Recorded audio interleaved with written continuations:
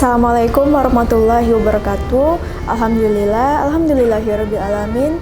Assalatu wassalamu ala asrofil anbiya'i mursalin wa ala alihi washabihi ajmain. Amma ba'du. Saudara kaum muslimin rahimakumullah, puji serta syukur selalu kita ucapkan kepada Allah Subhanahu wa taala atas nikmat dan karunia-Nya lah kita masih diberikan kesehatan dan kesempatan untuk bernafas sekaligus melakukan aktivitas sebagaimana biasanya. Dengan demikian juga kita dapat lebih meningkatkan diri kepada Allah Subhanahu wa taala. Salawat beriring salam tidak lupa kita curahkan kepada Nabi besar kita, yaitu Nabi Muhammad sallallahu alaihi wasallam, yang telah menggulungkan alam kegelapan menuju alam yang terang benderang dan penuh ilmu pengetahuan seperti yang kita rasakan pada saat ini. Dan semoga kita semua mendapatkan syafaatnya nanti di yaumil akhir. Saudara kaum muslimin rahimakumullah, menjalani kehidupan di dunia tentunya selalu mengalami cobaan demi cobaan yang dihadapi, dan terkadang harus kita syukuri. Berkat cobaan inilah yang dapat membantu dan membuat kita meningkatkan kualitas iman kita dan ibadah kita kepada Allah Subhanahu wa taala. Allah Subhanahu wa taala senantiasa menguji hamba yang beriman untuk mengetahui sebatas mana imannya kepada Allah, dan tentunya selalu ada hikmah di balik itu semua. Setiap dari kita harus mampu dan berusaha untuk lebih menghadapi ujian dan rintangan dari Allah Subhanahu wa taala.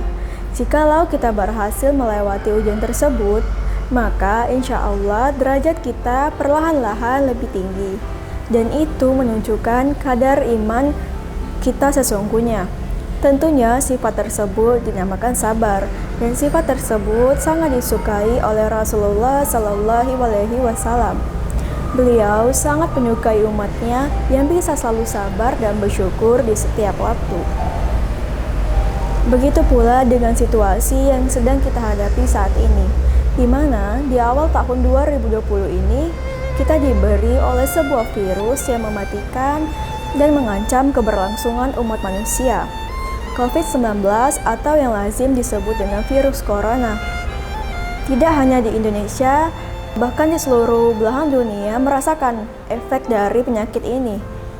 Negara-negara besar seperti di Eropa, Italia merasakan dampak virus ini ketika pertama kali menyebar dengan kematian yang cukup tinggi. Hingga saat ini obat untuk penyakit tersebut masih terus dicari. Dan dalam kurun waktu tersebut berbagai macam cara pencegahan dilakukan agar penyakit ini tidak menyebar luas.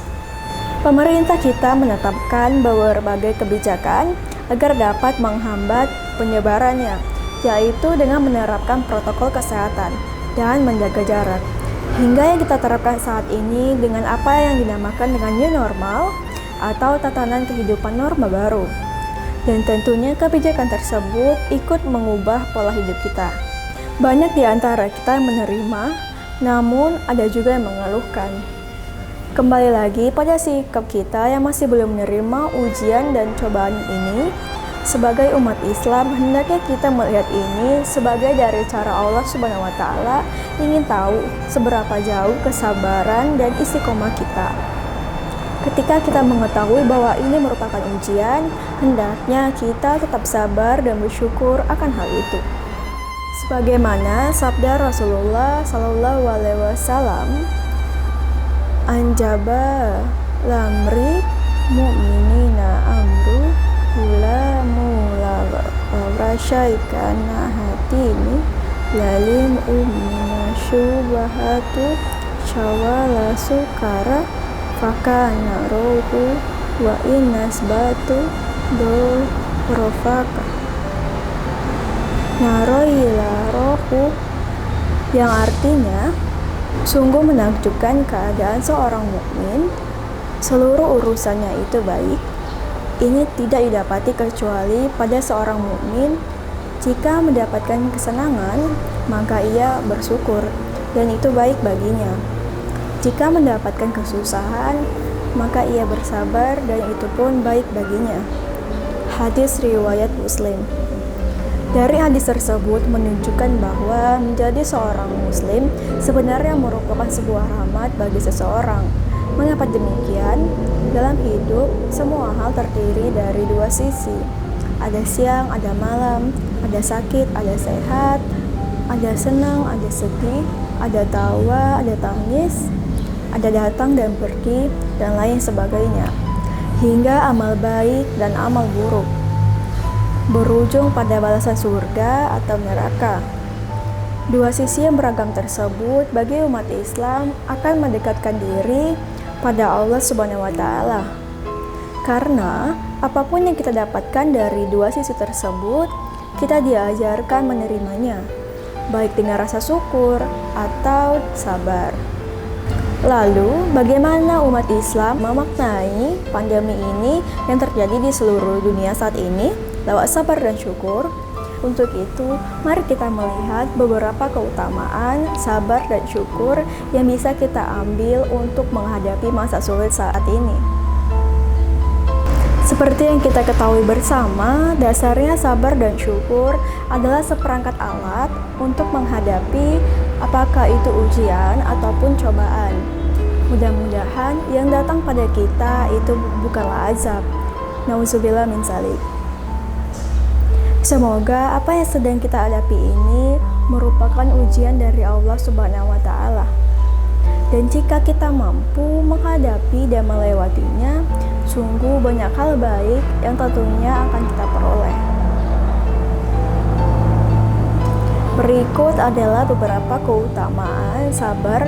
Yang pertama, kesabaran membuat kita senantiasa bersama dengan Allah Subhanahu wa Ta'ala. Mari kita mengingat junjungan kita Nabi Muhammad SAW. Mengapa beliau begitu dekat dengan Allah? Karena memang kunci sabar adalah segala hal dan sesuatunya selalu didahulukan dengan mengingat Allah. Apakah itu menjalankan protokol kesehatan seperti anjuran dari pemerintah dengan gaya hidup new normal? Kedua, kesabaran mendorong pada ketakwaan.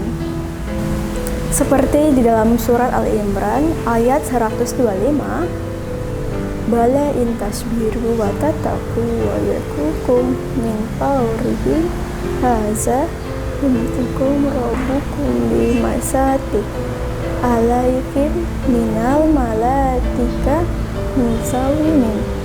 Yang artinya, jika kamu bersabar dan bersiap siaga dan mereka datang menyerang kamu, dengan seketika itu juga Allah akan menolong kamu dengan 5.000 malaikat yang bermakna memakai tanda. Makna dari ayat tersebut bahwa orang-orang yang sabar selain dekat dengan Allah, insya Allah mereka tergolong dengan orang-orang yang cerdas dan selalu waspada.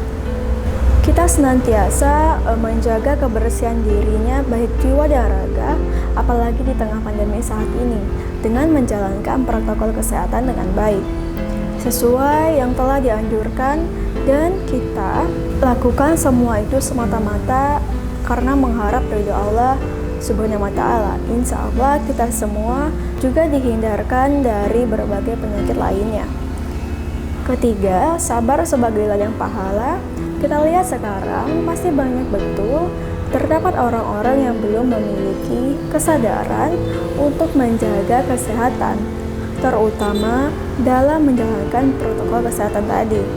Masih banyak orang-orang yang keluar rumah tanpa menggunakan masker. Kaum muslimin yang dirahmati oleh Allah Subhanahu wa Ta'ala, sikap sabar sebenarnya beriringan dengan syukur. Namun, kadang syukur hanya diidentikan dengan keadaan seseorang ketika mendapatkan nikmat atau kesenangan. Padahal, seperti layaknya sabar, syukur pun merupakan sebuah respon sadar kita karena melihat apapun yang telah Allah berikan adalah sebuah nikmat dan rezeki, bagaimanapun keadaan tersebut. Namun, setiap kita mempunyai pandangan yang berbeda saat memperoleh kenikmatan tersebut. Bagaimana penerapan kita pada sifat syukur ini? Ada beberapa hal diantaranya. Pertama, syukur sebagai tanda atau pengingat kita kepada Allah Subhanahu wa Ta'ala. Seperti yang sudah disinggung sebelumnya, Segala hal yang dapat kita dapatkan dalam hidup sejatinya Allah lah yang memberi. Dan jika Allah ingin mengambilnya, kita harus sadar itu hanyalah milik Allah. Harta kita, keluarga kita, bahkan tubuh yang kita sayangi ini hanya milik Allah. Ketika terjadi, disinilah tanda yang dimaksud tadi, tanda atau pengingat kepada Allah Subhanahu wa Ta'ala. Inna lillahi wa inna ilaihi raji'un. Bisa jadi virus ini mengingatkan kita untuk lebih menjaga dan meningkatkan lagi kebersihan baik dari diri dan lingkungan. Tidak berbuat sembarangan, bahkan baik yang dilarang kesehatan, lebih-lebih dalam agama. Inilah pentingnya rasa bersyukur. Kedua, syukur sebagai sikap tawakal kepada Allah Subhanahu wa Ta'ala. Andai kita telah berusaha melakukan yang terbaik untuk mencapai hasil maksimal, maka sebelum ketentuan atau kehendak Allah terjadi, baiknya kita tawakal pada Allah Subhanahu wa Ta'ala. Manusia adalah hamba yang rapuh. Ketika sesuatu yang ia inginkan atau yang dimilikinya hilang dan lenyap, tentulah perasaan kecewa dan sedih datang menghampiri. Apalagi di saat seperti ini, lapangan pekerjaan semakin menipis, sementara yang bekerja pun tidak selamanya dapat mengandalkan upah yang diterima. Harus bisa mengandalkan ini dan itu agar mendapatkan tambahan yang lebih. Karena itu, ikhtiar mempunyai nilai lebih di sana, yaitu berusaha sambil mengingat Allah. Dan di dalam ikhtiar tentu tawakal yang mengiringi. Di dalam tawakal ada juga yang berperan penting dalam berhasil dan tidaknya usaha kita, yaitu Allah Subhanahu wa Ta'ala. Maka ketika kita berhasil, inilah yang nanti membuat kita bersyukur.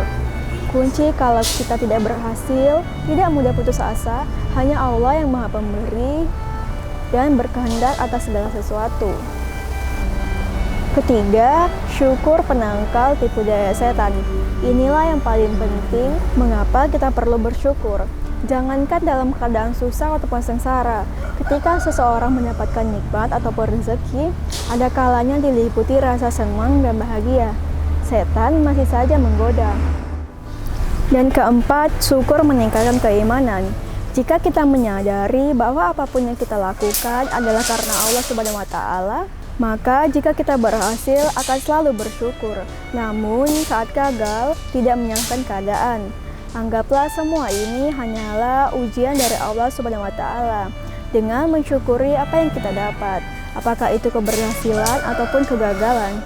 Sikap syukur akan mendorong kita memperbaiki diri.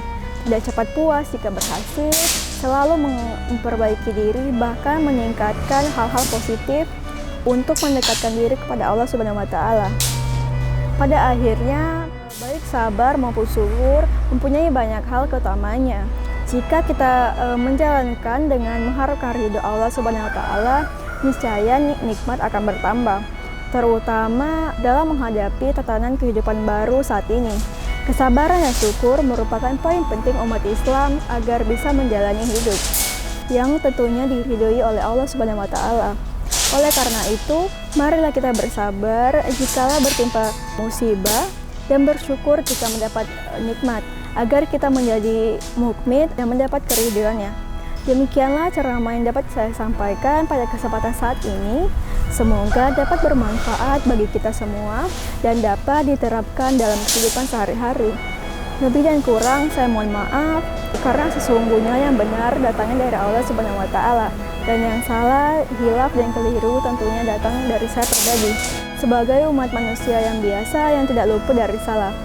Akhir mukalam, subhanaka Allahumma hamdi asyhadu alla ilaha illallah anta astaghfiruka wa atubuka ilaik. Allahumma illa fik illa akmatarikum. Wassalamualaikum warahmatullahi wabarakatuh.